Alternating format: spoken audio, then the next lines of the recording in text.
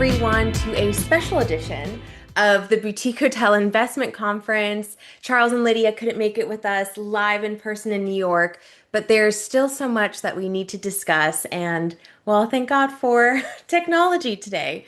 And so they are tuning in from London. Charles is the Director of Development at Forte Hotels, and Lydia is the Group Director of Food and Beverage, also at Forte Hotels. And an iconic brand and family in the hospitality industry. I was just telling Charles and Lydia that it was so great seeing them in Monaco at Forbes and their dad getting this incredible award. And the entire family is so inspiring. And I went to your property actually in Milan, and one of the best experiences. It was excellent. And so I'm really excited to get to talk with you today. So today let's talk about family legacy and the future of luxury boutique. From Michelin-starred kitchens to cocktail bars that have become neighborhood institutions, Roccaforte Hotels has spent decades building something the market is only beginning to value. Hotels where culture runs as deep as the family behind them. Charles and Lydia Forte on what it means to grow deliberately, invest in place, and create spaces that don't just host a city's culture, they become part of it. So let's dive right in. Roccaforte Hotels comes from a family for whom hospitality has been a way of life for generations. What is the core belief about what a hotel should feel like that has carried through from your father's vision? And how do you each interpret it in your own work? Charles, do you want to start? So I thought we were going to leave it to start. Uh, I'm happy to start. Um, I think what was very, very strong from my grandfather, from our grandfather, and also from our father, sped through very much to our father. He's super focused on it, and I think he's impressed upon us a lot over a lifetime is the importance of service and the quality of service, but also a style of service that is very warm and personal and truly personalized to the individual, not a kind of mass market kind of, or even luxury mass market kind of service, which is much more standardized. Hospitality is a truly personal affair, and I think that's something that's definitely come through to us. I think a service which is not overly formal as well, which is almost a little bit unassuming or intuitive. I think that's important, you know. Mm-hmm. Service with personality. Well, service like it is in someone's, home who really hosts a lot and, makes you feel welcome and at ease, but it's still, special and unique. So, I mean, the personal aspect of it as well. I think, creating very personal experiences for people. Mm-hmm. That's something that's very essential to my dad's vision. I love that. Can you take us a step back, by the way? How many properties do you have? We have 12 today and 5 in the pipeline. So we'll be 17 hotels by 2028, Incredible. 11 of which will be in Italy, which makes us the largest luxury operator in the country. Incredible. And hopefully a few more that we'll announce in the coming months. Are all your properties in Europe, or where are they? Outside of Italy? Yeah, they're all in Europe. So we've got two in the UK, Mm-hmm. one in Germany, one in Belgium, one in Russia, and then 7 in Italy. Okay. And then in the pipeline, there's another 4 in Italy, so a lot of Italy, and then 1 in the Maldives. So it'll be our first property we do outside of Italy in some time. But that's quite exciting for us. So, You do know the US needs. The US needs you. and do you know a few hotels for us because we've been looking. We're very keen to be in the US, Mexico, Caribbean. 45% of our business comes from North America. So there's a consumer in the US that knows us and likes us and repeats with us. We just need to find the right property that's the right fit for the brand and also commercially. Well, you're kind of speaking to the right audience. So any attendees listening, if you do have any opportunity, send my way and I will forward to We're, Charles. we're in the market, so There you go. Good to know. You heard it here. Okay, so I want to get into the next question. There is something unmistakable about a hotel where a real family is behind it. Guests can feel it, cities can feel it, And as the portfolio grows, how do you protect that sense of genuine personal investment? And where does independence become the most powerful thing you have when capital is in the room? Mm. I mean, it's so important. I think the idea is that actually we don't grow too vast because Mhm. it's impossible to keep that sense of personal attention and attention to detail at huge scale. Um, you can have luxury at scale, but you can't have authentic, personal, human luxury at huge I scale. read an article the other day that the phrase scale is the death of luxury. Yeah. I mean, I think there are some brands maybe outside of hospitality that have managed to do it, like Zuma. Zuma's managed to maintain this amazing quality with masses of volume and many, many different locations. Hmm. But it's a machine. You're not getting any more a sense of something being truly unique and special. And Yeah, but it's a very that's those that it's something which is very standardized. And I think luxury today, yeah, at least for luxury consumer, people want something which isn't standardized, yeah. which is of the place, and everyone says they do of the place. It's just sort of the small details as well. It's difficult to do at scale. There's a space Um, for a luxury F&B offering that is standardized because you don't eat in the same place every day of your trip.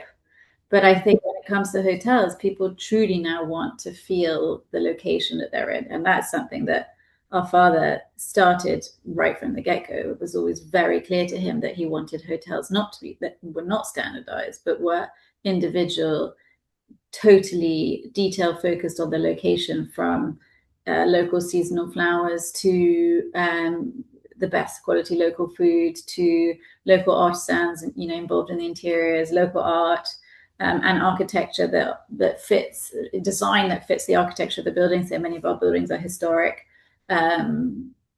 buildings that have their own identity that has to be sort of upheld and maintained. And then, of course, this is the first point of call for access to a city or a destination, and you guests now want to feel like they're in that city and that they're in that place from the second they step in the door. Um, Hmm. Yeah, the it's a destination great point. hotel now, yeah, Well, this is always the question. And I think we talk about this a lot because this is a boutique hotel investment conference. It's not a hotel investment conference. So people do question, how can I scale? Can I scale? Am I scaling too quickly? I do talk to hoteliers a lot, like, why are you opening 30 hotels, a year? I'm over exaggerating, but can you keep that boutique or can you keep that luxury essence? And I think it goes back to your mission and your values. Do you want this to become, like a bigger type of overnight lodging, or do you want a true hotel experience? Um, and I think it changes. Hoteliers may start by having this passion, but then maybe they lose it over time, and we do see that as well. So I do agree with what you're saying, is that to truly like scale in terms of how we think of scale and keep boutique and luxury, is it possible? Not sure. but how do you define what is your definition of a boutique? What is a boutique hotel? Because I Yeah. think that's like a difficult to put in a box sometimes. I'm curious to know how you define it. Yes, you know what? I also like being interviewed. Perfect. I'm always the one asking the questions. So with BLLA, what we say, a true authentic boutique hotel is always under 100 rooms, and it's Mm. not part of the major players of Marriott, Hyatt, Hilton, or Accor. In Asia, they have different chains, but I'm talking more in US and in Europe. And the collections, we have some exceptions, but usually the collections have 30 hotels or less. But there are boutique collections. Then you have a bigger version of a boutique, which is not an authentic boutique hotel. It's just a bigger version of something that they were inspired. And that's something over 100 rooms. But really, what makes boutique is that independent spirit. I think in Europe, it's probably a little bit different. Maybe it's under 50 rooms, but in the US, we're a giant country, so you see people taking up a lot more space. But it's more about who's owning it and operating it, and are they embodying that independent spirit without having all these rules and regulations from, the big players, is how we define it. And then, of course, there's the amenities and the food and beverage, and all of our hotels. We have 250 hotel members they go through a rigorous application process. What type of programming do you have? How are you training your staff? Um, for us, boutique hotels have to have a food and beverage aspect. We don't believe you can be boutique and not have that aspect of the hospitality experience. And then under boutique, we have different boutique categories. So you have a wellness focused boutique, you have a classic boutique, you have a luxury boutique hotel. Mhm. So it's quite vast from when we started this 17 years ago. The definition, it's very subjective. People have their own definitions, and we get it. So that is my answer. No, that's very, very clear. I think the short answer to the question is that actually no, it's not possible. It's not possible to scale past a certain number and to maintain a Yeah. boutique attitude, because the way that we do it, and I'm sure the way that other boutique owners do it, is to be very involved in all the detail. And every decision has to be a bespoke decision to the location, to the building, to the market, to the audience. And you can't do that if you're highly standardized, and you cannot you Mhm. just there aren't enough hours in the day to do that, if you're very, very large. Yeah, I think it's a reality. It's true. It's true. And yeah, it's like you have to go back. The hoteliers have to ask themselves why they're doing this. Do they still want to be a hotelier? I'll have like coaching calls with hoteliers about this. Do you really still want to be in this business? Because sometimes if you don't have the passion for Mhm. it, and it's not, this is so cheesy, but it's true. Like it's this heart-led way of running a hotel.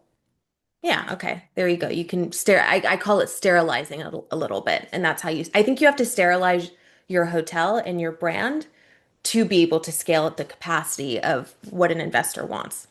And that's just the sad truth. But I think you can tell when something is sort of boutique, independent, family run, and Yes.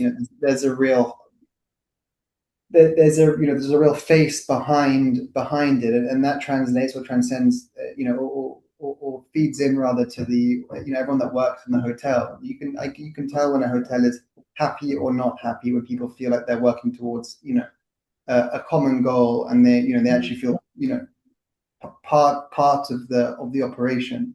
There's a lot of Yeah. hotels which are operated by maybe some of the larger corporate brands, but there's a real it feels like there's a real disconnect. There's no real culture. Yeah. And I think that's why people like boutique or independent hotels. And there's some boutique independent family-owned hotels in Italy, like Le Sirinuse or Villa Feltrinelli, Castello di Reschio. There's a good number of them which are able to achieve super high rates, but because they're so personalized and there's such an attention to detail, uh, Hmm. and it translates into the service as well. And that's what we try and I think replicate with our hotels, and I think that's why we've been successful. Um, with the American market coming to Italy, because a lot of our hotels that were sort of soft branded, Rocco Forte is the brand, but each hotel has its Hmm. own name, has its own style and character, and feels like an independent. But you have the assurance that it's a Rocco Forte, and that you're going to get a certain level of quality. Um, Hmm. and that's what we'll continue to try and do. And a lot of the properties that we're doing, well, all of the properties we have in the pipeline are boutique by your definition. I mean, they're all sub Hmm. 100 keys.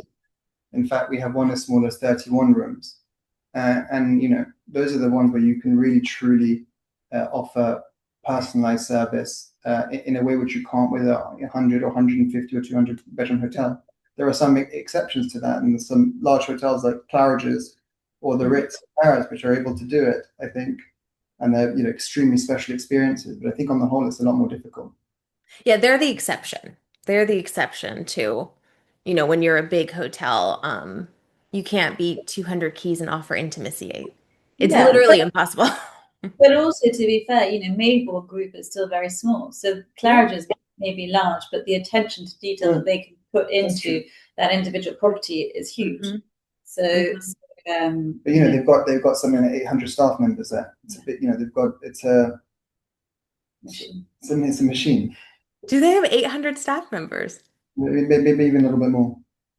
For two, Wow. yeah, for like 250 keys. So for European standards, that's like a pretty high ratio. That's an extremely high ratio, even in the US.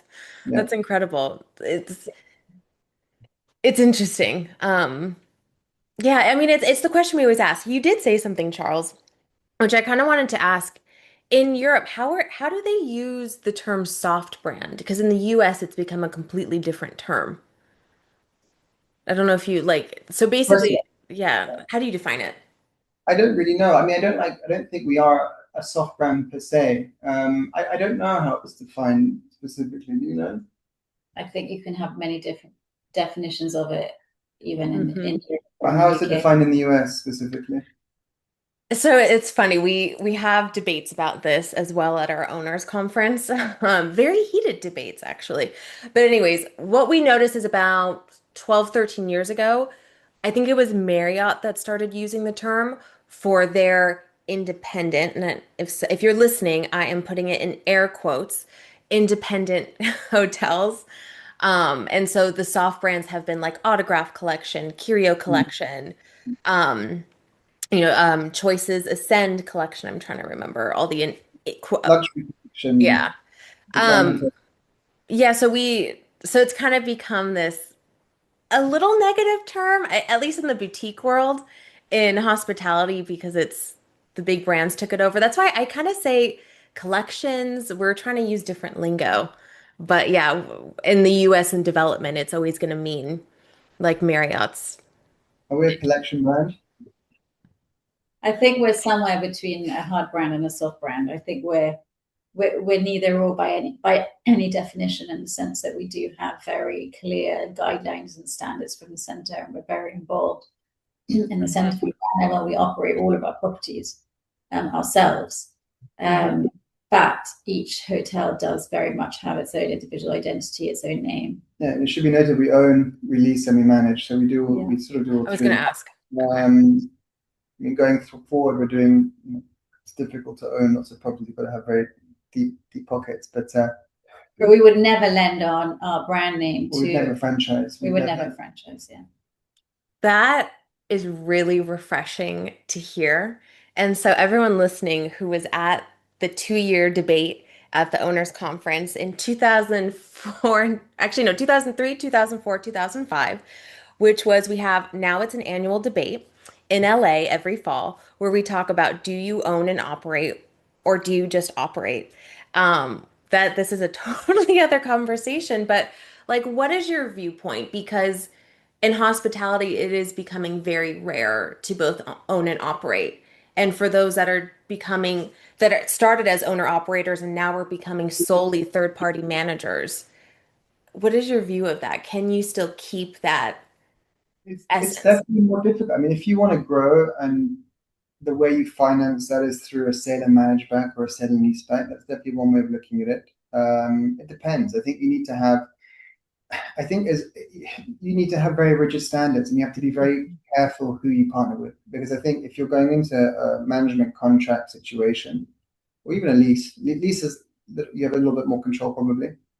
Um, I think you need to be very clear and aligned with who you're partnering with, and because if you're not aligned, you can enter into an arrangement where you just there can be a lot of friction, and ultimately as a manager you only have so much control unless you're willing to walk. Um, it's difficult to walk when you spend a year negotiating a contract you sign, and then you've done a year of design and planning, and Yeah. so I think that's the most But important. we do, and we have worked on projects where ultimately it's turned out that through all, whatever planning we've done and whatever contract we've signed, that the owners were not aligned Yeah, with our vision. So I think ultimately our reputation and our brand, our name is over the door, is paramount. And I think in today's world where there's a huge amount of competition, luxury competition, being able to control the quality of the experience, the offering, the amount of capex that's spent on yeah. a building, is essential. And it's a trade-off because if you want to grow quickly, it's difficult to do that and to maintain a certain level of quality. And Hmm. it's very difficult to do both. And we know many of these top luxury brands that actually it's a lottery. It's a lottery whether you get an incredible hotel when you stay or a really basic average hotel when you stay. Hmm. The Um, inconsistency. yeah, huge inconsistency. It's difficult to be consistent when you've got 100 hotels, 50 hotels. It's just it's just difficult. And if you're doing 2 or 3 openings a year, and it's almost impossible to Yeah. keep. It really is. There's very, very few brands that are able to do it, I think. Mm-hmm.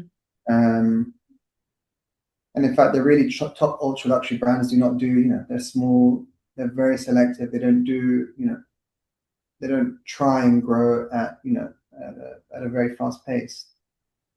And that's our niche, I think. It'd be foolish for us to try and start, growing for growth's sake and putting flags in everywhere. And, it could be done. Mm-hmm. Probably not on particularly commercial, attractive terms, and nor with the quality which which for us is non-negotiable. You know what it sounds like? It sounds like you grow with intention and integrity, is what it sounds like to me. Yeah, I'd love to. We'd We love. like to think that. I mean, we'd like That's to how do I'm more. translating it. Obviously, being running the development team, I'd love to do more. I'd like to sign more projects. I'm Ultimately, sure. it can never be at the expense of the integrity and the quality of the brand, and that's being family owned and being long term. Mm-hmm. I think we have a very different approach probably to some of the other, some other operators that are, pump and dump or, aren't necessarily shareholders in the business and so on. Like, Mm-hmm. Mm. Any number. Yeah. It's a conversation. It's sometimes a nuanced conversation. It just depends. It depends on the hotelier, the location, how you started, who are your stakeholders. But obviously we always support the independent way to go and with integrity and intention. That's gonna be our session next year. How to grow with integrity and intention. Lydia, I kind of want to go to you about on the food and beverage side. So your restaurants and bars have become institutions in some of Europe's most discerning cities, and food and beverage drives up to a third. Actually, we have some hotels that have said it's been 50% or more, by the way, of revenue of the hotel. Bar Magritte, Charlie's at Brown's, Florio at Villa Ikea. I don't know if I said that right. These are Yeah. not these are not hotel restaurants, they are destinations. And so what is the conversation you wish more people in finance were having about food and beverage as a serious driver of hotel value?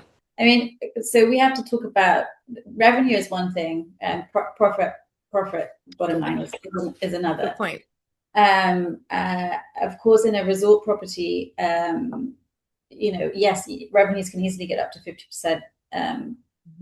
Other revenues other than room revenue, but the margins are always much better in rooms than in food and beverage. And I think we've seen in the past year or two, and I'm sure it's the same in the States as well, cost inflations and margins have slipped in food and beverage and in restaurants. In London, for sure, we see a lot of standalone restaurants that are struggling to stay profitable at all. I wish that, I think it's right that we have the rigor of financial teams and accounting teams that sort of make sure our margins are looking strong and that there's a good drop down to our bottom line, and that when we have less revenues, we should have less costs. But I think for a hotel, I like to think about our restaurants and our bars as independent restaurants, but the reality is they are ultimately driving profit through rooms. And so I would like that in finance there was more of a blind eye turned to margin. I think the whole point of the bars and the restaurants is to create an amazing experience for your hotel guests. Mm-hmm. In order to do that, you have to be local facing, because I think there's nothing worse than going to a hotel and eating in a restaurant and only hearing American voices, that you've gone to be in Italy. Or you've gone to be in London or in Rome, and so you want to feel London and Rome around you, and that's also in the people that are around you. And having a good volume of locals also enables us to offer a better quality of experience to our hotel guests, because we can. They're more immersive. They're more immersive, but we can spend more. We can invest better. We have a much bigger captive audience. That means we can create something more special. But yeah, ultimately, that is if we're real about the bottom line, the food and beverage offering is to enhance the hotel guest experience, and therefore the margin of your food and beverage shouldn't be the ultimate goal. But it's the Should be same as about when we look at quality. refurbishing a food and beverage space and looking at the sort of return, the return on investment purely on, whatever uplift you're going to get on that outlet specifically. Like I think it's the wrong way. It's the wrong way to look at it. Yeah, I mean, we actually have some quite profitable F&B operations. The Hotel de Russie does incredibly well, and I would say compared to some of the other big brand competitors, our margins are actually pretty good. But I think we shouldn't be afraid when costs are a bit higher, and in order to maintain this a great experience for our guests. Mm-hmm. Bottom line, go eat in really good hotel restaurants because they can get away with not making any money. You're getting more bang for your buck. But it's definitely more difficult in places like London or Paris where there's so much choice to create something which is authentic or if they're manufactured. I think hotel restaurants are difficult. Can be difficult at least. But here's the problem though also that we see time and time again is that the food and beverage side of it is last. It's an afterthought. And that's where I see a lot of hotels go wrong as well, is not seeing it as a destination. Lydia, like you said, like I'm thinking of when I was at your property in Milan, and I would go for lunch. It was like I was there for Milan Design Week and it was so exhausting. And at lunch I would come because we had perfect weather that week. And it was this refuge, but I think I heard like 10 different languages. And it was like the most chic people in all of Milan came for lunch. And even just like the people watching was the experience in and of itself. And by the way, it was the best ravioli I've ever had in my life. I told every single staff member that, just so you know. Those ravioli are like my dream. I had those ravioli at my wedding. Really? Mine, yes. Yeah. Yes. No, like literally everyone has to go just for the ravioli. But there's other great things, but the ravioli really hit it. Yes, and then shout out, great restaurant. But it was also, I loved it as well because the bread, the whipped butter, then you guys gave me like crudité to start. And then I had the ravioli and then I was full and I said, oh, I'll just get the bill. And then your team brings like a dessert little tray with all these little desserts on it. And I was like, are you kidding me? French rinds and dark chocolate and the little hazelnut ones. And did you get you wouldn't have got the clementine because it's the wrong time of year, but yeah. No, but it was incredible. Go with the chocolate. Yeah. Fabulous. I mean, so that's why, by the way, that I made sure lunch was at the Carlton. It was like in my calendar, by the way. So, your food and beverage operation is also your calling card for the local market. Yeah. And I think a lot of guests, ask locals where to stay. And if the locals aren't in your hotel, sure, will never be recommended. And I think, that's another element. But we always do a huge marketing effort with the local market. The Hotel de Russie, we do 80% non-hotel guests in our F&B spaces. And our percentages are similar to that depending on the location. And obviously a resort, we have a much more captive audience and less locals, but it's very much part of our strategy. Yeah, it's integral. I do kind of want to sideline to mini bars. Do you still believe in, hotel in room, like mini bars or amenities within the room that guests can purchase? Do you still believe in that? Are you getting rid of that? What is your mindset on that? It's quite timely because I'm just reworking all of our minibar standards. So I've ummed and ahhed about it a lot. I went through lots of different ideas. I thought, well, let's just have every different kind of water and it should be free. Mm-hmm.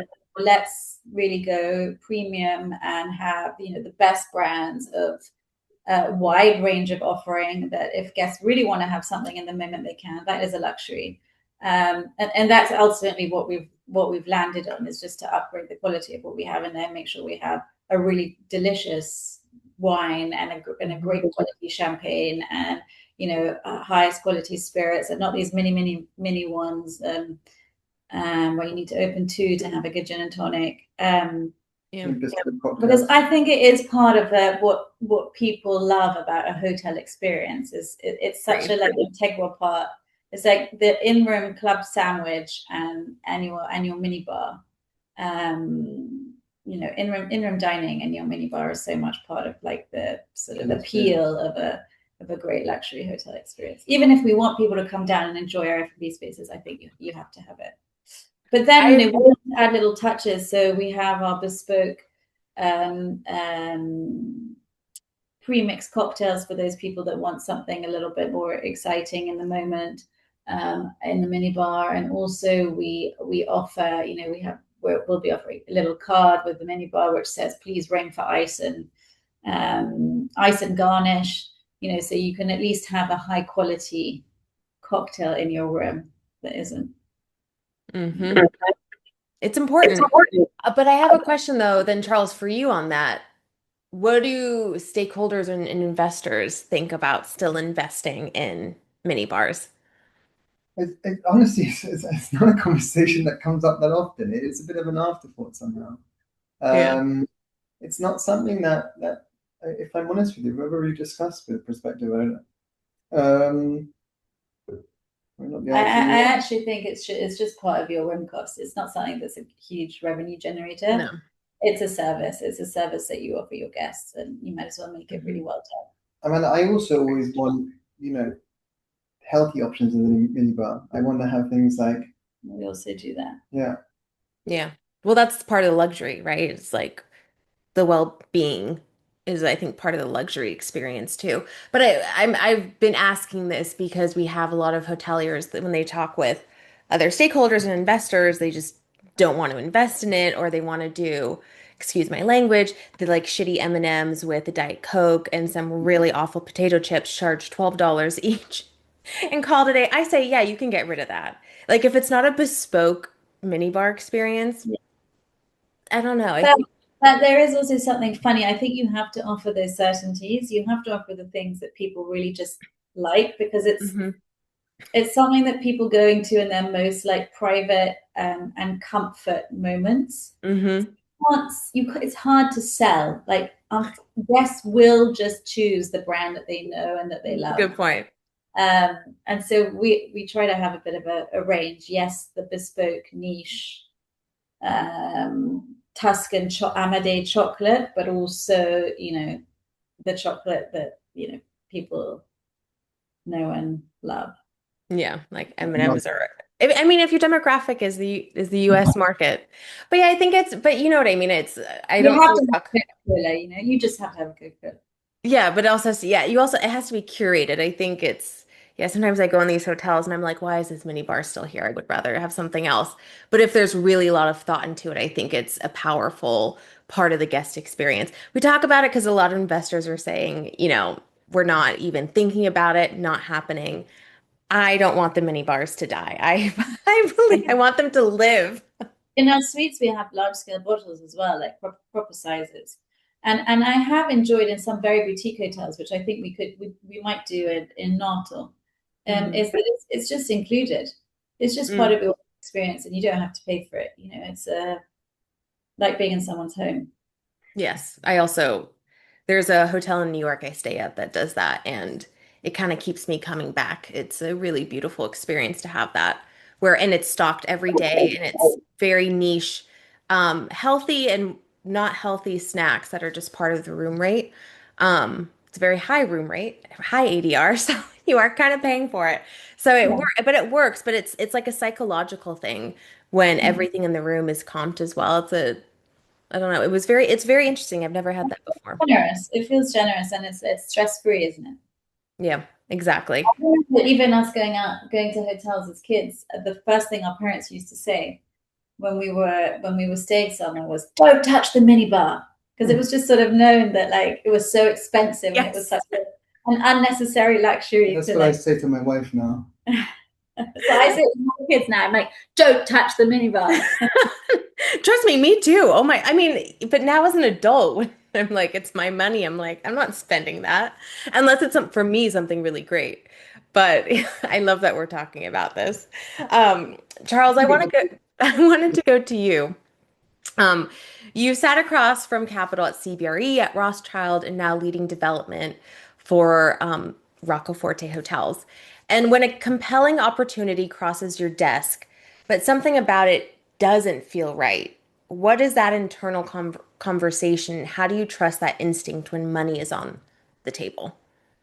I mean, in what sense? You mean just generally, if anything doesn't quite feel right with the partner, with the specific deal, or Yeah.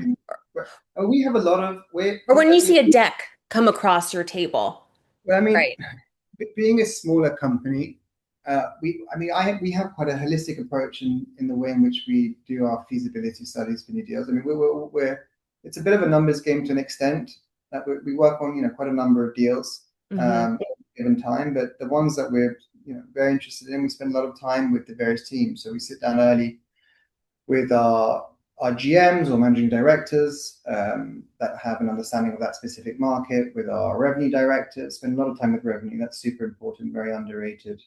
It's a lot of time with Lydia and Julian, who works with Lydia on the F&B side, looking at, very, you know, granular bits of detail about the specific outlets, off-street covers, how we're looking at the meeting events.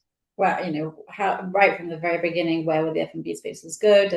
Can you fit the right F&B spaces in? We spend a huge amount of time with our design team looking at master planning and, the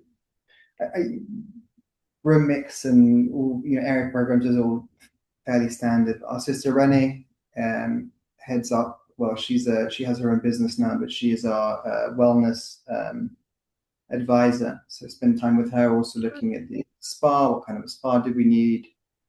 How do the spaces need to be configured? So we're very detailed in that respect.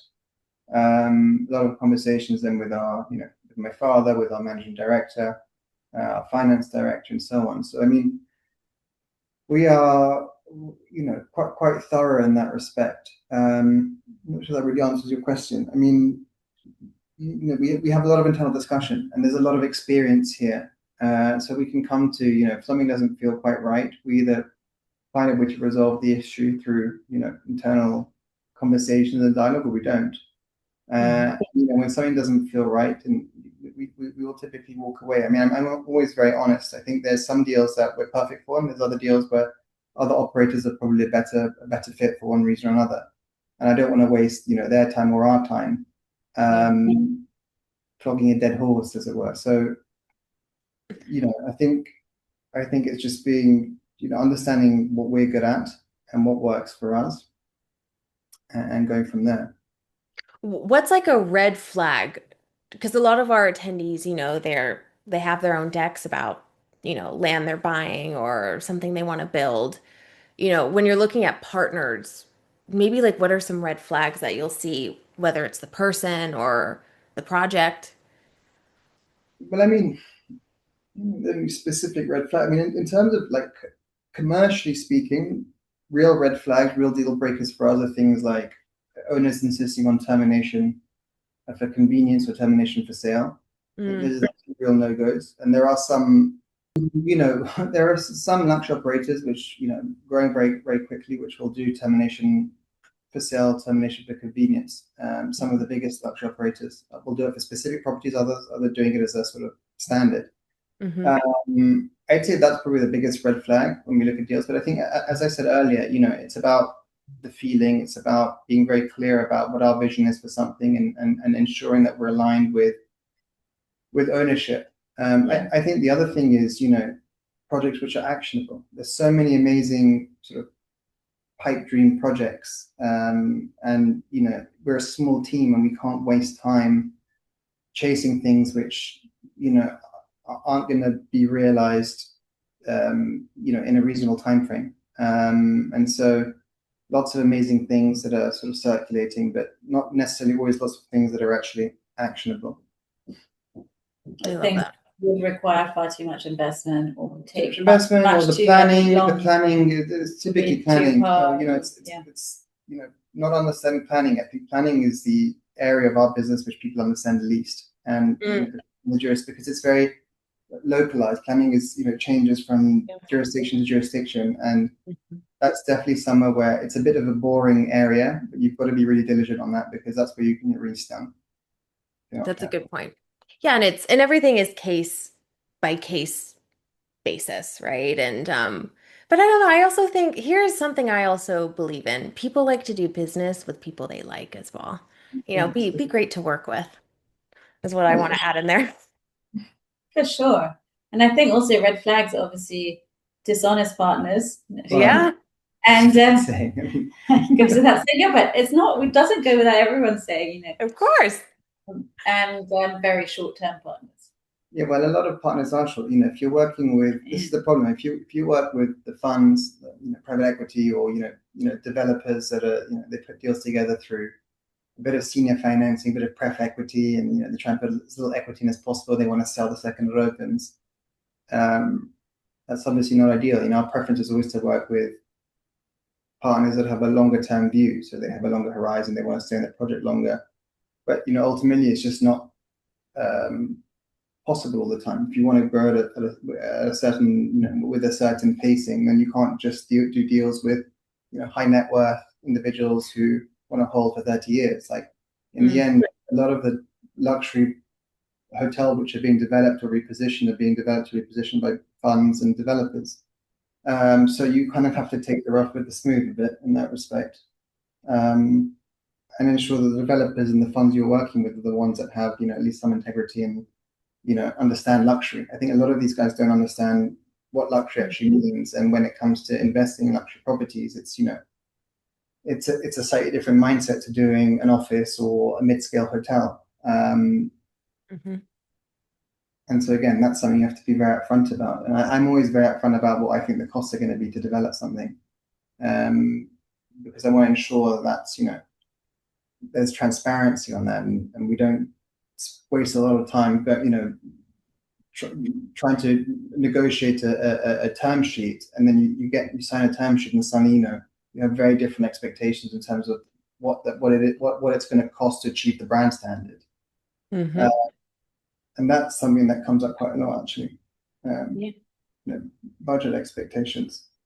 It's important conversations to have, which I feel like we don't really talk about a lot, which is why I was pushing it. The classic, fund. They want to push you to deliver the most aggressive business plan, and then they want to increase the key count as much as possible because they think it correlates directly to bottom line, and then they want to Mhm. drive down the budget as much as possible in what it's going to cost to deliver the project, and that's not how luxury works. You don't drive bottom line by cutting costs in luxury.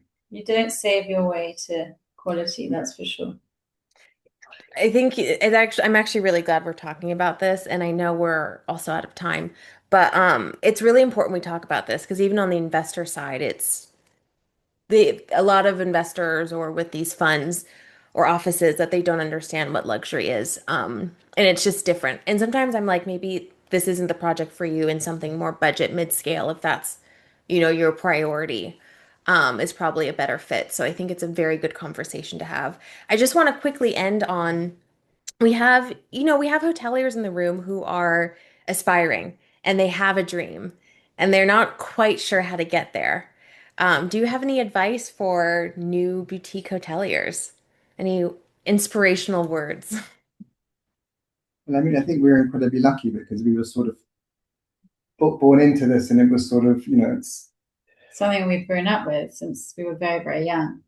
But I think with a boutique hotel, personal perspective is important. Know what the market's doing, and then go with your personal perspective, and really be confident about it, and focus on the detail, and being present. be present, and you'll have a great product. And ultimately, that's what will sell. The best hotels, there's always a very present GM. For example, the GM is in the lobby the whole time. He's visible. Or owner, Or yeah. owner. Hmm. I think Yep. that's a huge one. A lot of And GMs that hide in the back office and don't work on the weekends, and you can tell. that's a very good point. That's it, On confident decisions on your based on personal preference, because there's always a personal perspective can never be wrong as long as you know what's going on in the market with your competitors. And I'll end with the theme here was grow with intention and integrity to take us home from the beginning. Thank you, Charles. Thank you, Lydia. What an absolute honor.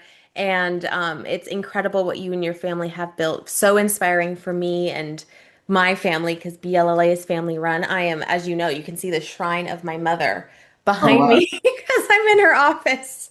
Amazing. But it's I couldn't imagine being in this industry without my family, and it's beautiful to build with people that truly truly love you and want the best for you. It's just a different experience. So thank you both, and I hope we can meet in person in London or New York or whenever it is, and thank you. Thank We hope you. so. Thanks so Thank much. you.